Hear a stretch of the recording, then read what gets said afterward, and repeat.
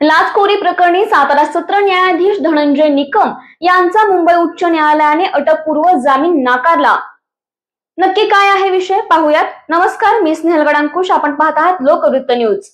एकल न्यायाधीश न्यायमूर्ती NR बोरकर यांनी न्यायाधीश आणि लाचलुचपत प्रतिबंध विभाग म्हणजे ACB या दोघांचे म्हणणे ऐकल्यानंतर आरोपी न्यायाधीश धनंजय निकम यांना दिलासा नाकारला।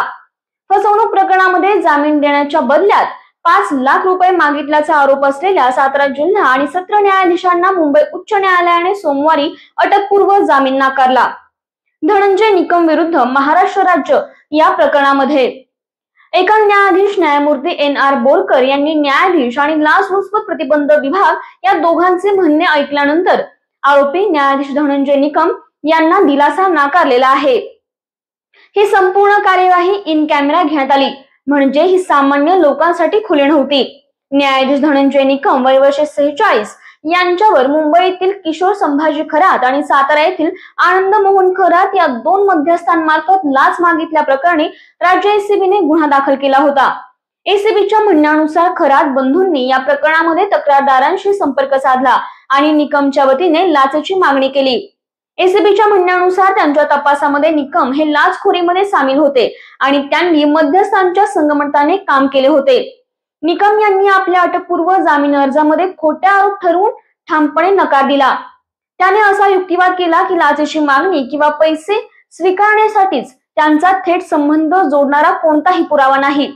कथित लाचेची चर्चा झाली त्यावेळी ते रजेवर किंवा प्रतिनियुक्तीवर होते आणि या प्रकरणामध्ये त्यांचा सहभाग नव्हता, याकडेही निकम यांनी लक्ष वेधले। त्यांनी पुढे असा दावा केला की त्यांनी कोणतेही जामीन आदेश जारी केले नाहीत किंवा कोणत्याही अनुकूल निर्णयाचे आश्वासन दिले नाही। शिवाय तक्रारदार आणि मध्यस्थ यांच्यामध्ये झालेल्या कोणत्याही बैठकीबाबत आपल्याला माहिती नसल्याचं निकम यांनी आवर्जून सांगितलं। यापूर्वीच्या सुनावणी दरम्यान उच्च न्यायालयाने सातारा येथील HDFC बँकेच्या शाखेला 9 डिसेंबर 2024 पासून CCTV फुटेज देण्याचे आदेश दिले होते।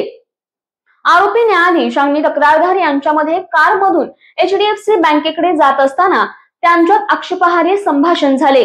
या फुटेजवरून फिर्यादीच्या दाव्याला समर्थन मिळू शकतं असं न्यायालयाने सांगितलं। युक्तिवाद आणि वस्तुस्थिती नीट विचारात घेत न्यायालयाने आज निकम यांना अटकपूर्व जामीन नाकारला। धनंजय निकम यांच्यातर्फे ज्येष्ठ अधिवक्ता अशोक मुंदरगी यांच्यासह अधिवक्ता जयंत बारदेस्तर, अधिवक्ता वृष पुरवंत यांच्या निर्देशानुसार वर्षा परुळेकर यांनी बाजू मांडली।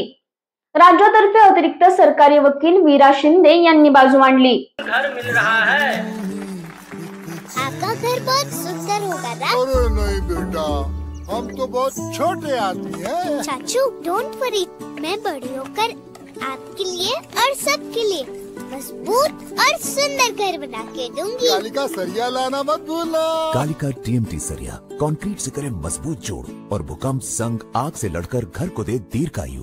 कालिका सरिया मैं भूली नहीं। बेटिया आप कलेक्टर। कालिका TMT, फैसला जो मजबूत हो।